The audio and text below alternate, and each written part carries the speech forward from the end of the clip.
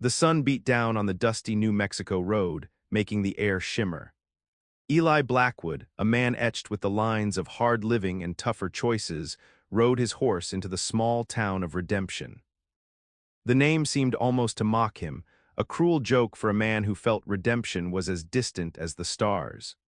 His worn leather duster, faded from countless trails, flapped gently in the dry breeze. Below the brim of his hat, his eyes, usually sharp and wary, scanned the few buildings that made up the settlement. A general store, a saloon, and a blacksmith's shop. Nothing fancy, just practical. He wasn't looking for trouble. He'd had enough of that to last a lifetime. What he sought was simpler. A quiet place to lay his head, a hot meal, and maybe, just maybe, a chance to outrun the ghosts that rode with him. He had heard whispers of this place, a quiet outpost far from the lawmen and the past he wished to bury. His reputation, a dark shadow that preceded him everywhere, felt heavy on his shoulders. He was known as a gunslinger, a man quick with a pistol, but in his heart, Eli was tired of the dust, the danger, and the endless running. He wanted a new path, though he wasn't sure what that looked like yet. His horse, a sturdy bay named Midnight, slowed to a walk as they entered the main street. The few townsfolk who were out and about cast quick, nervous glances his way. Eli knew that look well. It was the look people gave a wolf walking into a sheep pen. He ignored them, his gaze falling upon a small, neat cabin at the edge of town, a wisp of smoke curling from its chimney. It looked peaceful, a stark contrast to the storm brewing inside him. He hoped it might offer the quiet he craved, a place where a man like him could simply be, for a little while at least. He dismounted, the jingle of his spurs echoing in the sudden stillness. Eli Blackwood walked towards the small cabin, its humble appearance a welcome change from the grand, dangerous places he usually found himself. As he approached the door, it creaked open slightly, and a woman's face, tired but kind, peeked out. Her eyes, the color of warm earth, held a deep sadness that Eli recognized instantly. She was Sarah, he learned, a midwife who lived alone with her baby. "Good evening, ma'am," Eli said, his voice a low rumble. "I'm looking for a room for the night, or longer if you'd have me. My name's Eli Blackwood." Sarah looked him over, her gaze lingering on his dusty clothes and the gun belt at his hip. Most folks would have turned him away right then, seeing only the danger, but Sarah's eyes, though wary, also held a hint of desperation. "I have a small room, sir," she said softly, her voice thin. "But my baby is very ill. I'm afraid I don't have much to offer in the way of comfort." Eli nodded, understanding. He had seen enough pain in his life to recognize it in others. "Comfort isn't what I'm after, ma'am, just a roof and a quiet corner." She hesitated for a moment longer, then stepped aside, letting him in. The cabin was simple, clean, and smelled faintly of herbs and something else, a sweet, sickly smell that made Eli's stomach clench. It was the smell of illness, a scent he knew too well from a past he tried to forget. In the corner of the main room, a small wooden cradle sat beside a rocking chair. A tiny blanket was tucked around a very small form, barely moving. Sarah led him to a tiny room at the back. "The bed is plain," she explained, "but clean, water's in the basin." Her voice was soft like a whisper. "I must go back to my child." Eli watched her go, his heart feeling a strange tug. He unpacked his few things, his gaze drawn back to the cradle. The silence in the cabin was heavy, broken only by Sarah's soft humming and the faint, shallow breaths of the sick baby. He felt a familiar ache, a reminder of losses he carried deep inside. This wasn't just a place to stay, it was a home filled with a quiet sorrow that echoed his own. The next morning, the air in the cabin was thick with unspoken worry. Eli had heard Sarah's soft cries through the thin walls during the night. He had tried to sleep, but the baby's shallow breaths, like tiny whispers of fading life, kept him awake. He rose early, finding Sarah sitting by the cradle, her face pale and drawn. She looked like she hadn't slept at all. Later that day, a short, serious-looking man with a worn leather bag arrived. This was Dr. Evans, the only physician for miles around. He spent a long time by the cradle, his brow furrowed in concentration, listening to the baby's chest with a small horn. Eli stood quietly in the doorway of his room, watching Sarah's hopeful, anxious face. When the doctor finally straightened up, he shook his head slowly. "Sarah," he said, his voice gentle but firm, "I'm sorry, there's nothing more I can do.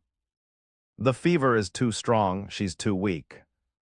The words hung in the air like heavy stones. Sarah gasped, a small, broken sound.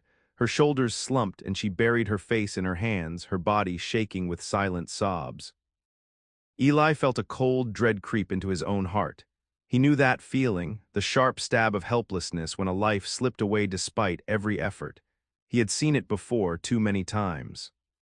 The doctor offered a few more kind words, but they were lost in Sarah's grief. He packed his bag, looking sadly at the crying woman, then nodded a farewell to Eli before stepping out into the harsh New Mexico sun. Eli watched him go, then turned his gaze back to Sarah. She was rocking gently, tears streaming down her face, murmuring soft words to her baby who lay almost still. The doctor's words had stolen all hope from her. The cabin, which had offered a fragile promise of peace, now felt heavy with despair.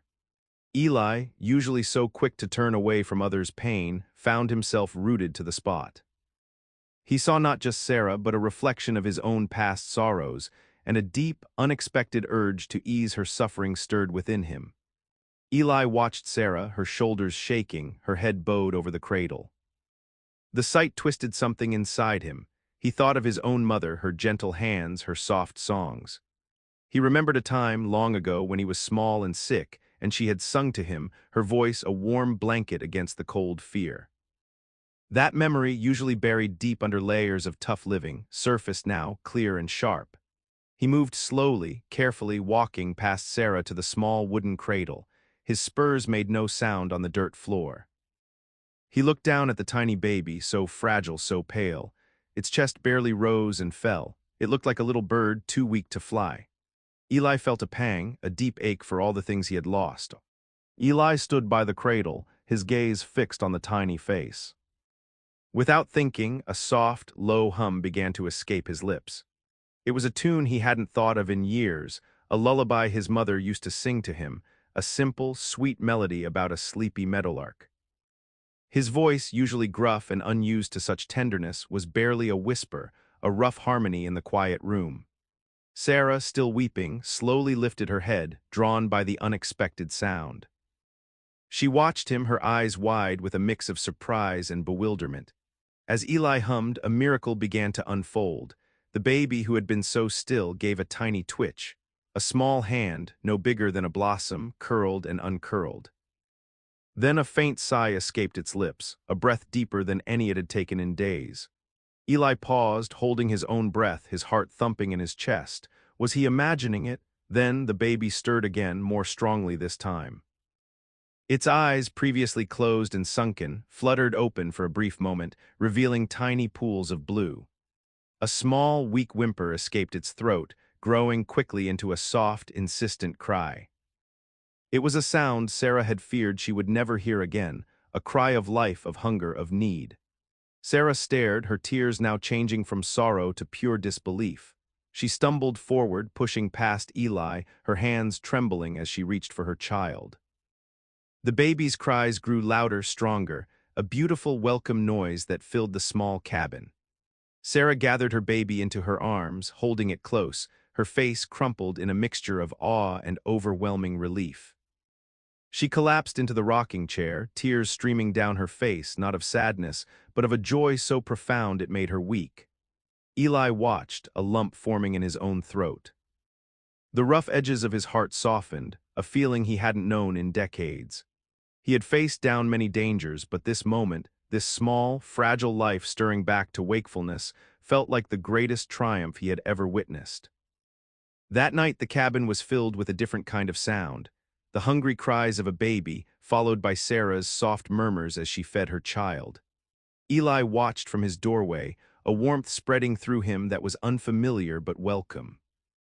He saw the way Sarah looked at her baby, a look of pure love and relief. It was a look that settled something wild and restless deep inside him. The next morning, Eli made a choice. He walked to his saddlebag, pulled out his heavy pistol and then, with a slow, deliberate movement, took off his gun belt. He laid the pistol and belt on his cot, then covered them with a clean cloth. For a gunslinger, this was like taking off his own skin, leaving him feeling bare. But it also felt right. He wasn't running from anything anymore, he was running to asterisk something. He found Sarah in the small garden behind the cabin, trying to pull weeds from the tough New Mexico soil. She looked up, her eyes still a little red from crying, but now shining with a new light. "Morning, ma'am," Eli said, his voice softer than usual. "That garden looks like it could use a strong back." Sarah looked surprised, then a small smile touched her lips. "It always does, Mr. Blackwood," she replied. "Just Eli," he corrected gently, "and I reckon I'm staying a while if you'll have me." Sarah nodded, her smile growing. "We'd be grateful for the help, Eli." From that day forward, the cabin changed. Eli traded his pistol for a shovel, his quick draw for a steady hand on a plow. He worked the small plot of land, turning the hard dirt into soft rows for planting. He fixed the leaky roof, mended the fence, and chopped firewood. His hands, once quick to deadly purpose, now became skilled at chores of everyday life. He spoke little, but his actions spoke volumes. He was no longer just a man looking for a room. He was a silent guardian, a steady presence, protecting the fragile hope that had blossomed in Sarah's home. The gunslinger was gone, replaced by a man learning to live a different kind of life, one small kindness at a time. Weeks turned into months, and the rhythm of life in the cabin settled into a gentle pattern. Eli, once known for his swift, deadly actions, now showed his worth through quiet, everyday kindnesses. He would rise before the sun, chopping wood for the stove so Sarah would wake to a warm kitchen. He'd leave a fresh pail of water on her porch, drawn from the well before she even stirred. When the baby, whom Sarah had named Lily, was fussy, Eli, with his surprisingly gentle hands, would rock her cradle until she drifted back to sleep. He even carved a small wooden bird for Lily, its wings spread as if in flight, a stark contrast to the rough hands that shaped it. Sarah watched him, her initial wariness slowly melting away like snow in the spring sun. At first, she had been guarded, remembering the fear his presence had inspired in town. But Eli never raised his voice, never asked for anything, and always put their needs before his own. He fixed the broken latch on the barn door, chased away a coyote that threatened their chickens, and patiently taught her how to mend a stubborn plow. One afternoon, a group of rough-looking men rode past the cabin, their loud voices and harsh laughter disturbing the peace. Eli. Eli had been splitting firewood when the riders passed, their shadows falling across the cabin. He straightened up, his hand instinctively going to his side where his pistol used to be. It wasn't there, of course. Instead, his fingers brushed against the rough wood of the axe handle. He simply stood, watching the men until they were out of sight, a silent, strong sentinel. Sarah, holding Lily, had seen his quiet watchfulness. It wasn't the threat of a gun that protected them now, but the steady presence of a man who chose to stand guard. As the seasons turned, Eli became more than just a helper. He was Lily's first playmate, teaching her to clap her tiny hands and laugh at the silly faces he made. He built a swing for her under the old oak tree, his calloused hands surprisingly gentle as he tested its strength. He shared his silent suppers with Sarah, and slowly words began to flow between them, about the weather, the crops, the small joys of Lily's growing up. Sarah found herself looking forward to his quiet company, to the way he listened more than he spoke, to the feeling of safety he brought to their home. One evening, as Lily slept soundly in her cradle, Sarah sat mending a tear in Eli's shirt. "You know, Eli," she said softly, "before you came I felt so alone, like the world was too big and I was too small to face it." "Oh, that—" Eli grunted, a soft sound that meant he was listening. "But now," she continued, looking up at him, her eyes shining with warmth, "now it feels different, like we're a team." She smiled, a genuine, hopeful smile that reached her eyes. "You're not just a guest, Eli, you're family." The word hung in the air, a precious gift. Eli, who had never known a true family of his own, felt a warmth spread through his chest, chasing away the last lingering chill of his lonely past. He looked at Sarah, at the peaceful sleeping baby, and knew, deep in his heart, that this was where he belonged.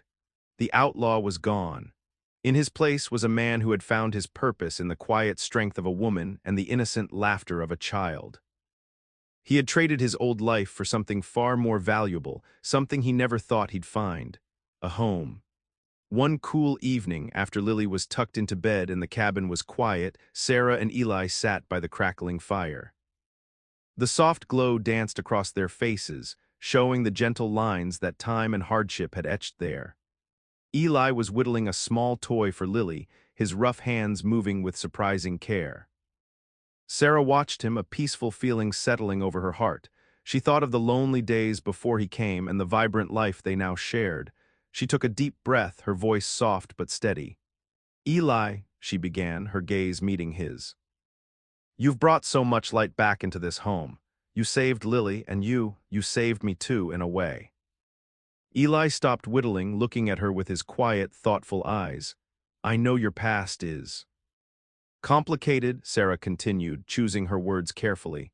"But the man I see now, the man who cares for Lily, who works this land, who protects us, he's a good man, Eli." She paused, gathering her courage. "I don't want you to just be a guest here anymore, or even just family, though you are that truly." She reached out, her hand gently covering his on the small wooden bird. "Eli Blackwood," she said, her voice a little shaky now but full of hope, "will you stay, not just as a helper or a friend or even just family? Will you stay as my husband?" The fire crackled, the only sound in the small cabin. Eli looked at her, at the genuine warmth in her eyes, at the quiet strength in her face. He saw a future he had never dared to dream of, a life filled with purpose and love, far from the dusty roads and the shadows of his past. He saw a chance for true redemption, not just in his actions, but in his heart. A slow smile, one that reached his eyes and softened the hard lines of his face, spread across his lips. He squeezed her hand gently.